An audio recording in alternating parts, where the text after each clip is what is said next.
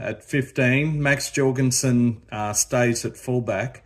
On the wings, Dylan Peach comes back in. I like that. That's a good change in my view. He's been unwell on this tour apparently. I look forward to see how he goes. Schmidt is stuck with Harry Potter. I'm not really sold on Harry Potter, at least as a starting winger. Daungunu's gone back to the bench. The familiar centre pairing that we've seen throughout much of this season, Lenny Kitau at 12, Joseph Suali'i at 13. In the halves, we're back to Gordon and Gordon.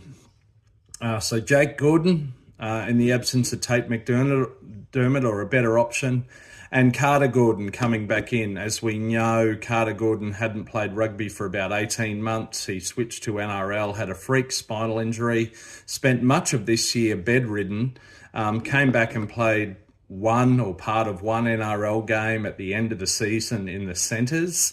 But desperate times call for desperate measures, and the Wallabies and Rugby Australia are certainly desperate when it comes to the critical fly half position.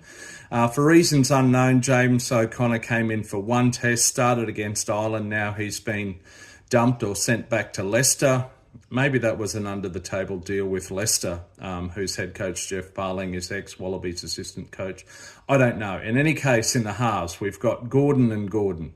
And I think Carter Gordon is the better option to start at 10 than Tane Edmed, the only other option with O'Connor being out of the picture. Into the forwards, Harry Wilson at number 8 and captain. Once again, Fraser McWright at 7. He's been one of very few standouts or bright lights throughout this year for the Wallabies. Tom Hooper at 6, so he's shifted back to 6 from the lock position. Nick Frost comes in back into the starting 15 at lock to partner Jeremy Williams. Hopefully that, together with Billy Pollard, might hopefully resolve some of these vital line-out issues that the Wallabies had against Ireland. So Williams and Frost in the second row, or locks. Up front, Taniela Tupou wasn't even in the 23 last week for reasons not really known, apart from maybe rotation. He comes back in as Angus Bell is starting, and Billy Pollard comes back in as starting hooker. On the bench, Matt Fassler, Aidan Ross, to potentially start his third test, previously from New Zealand.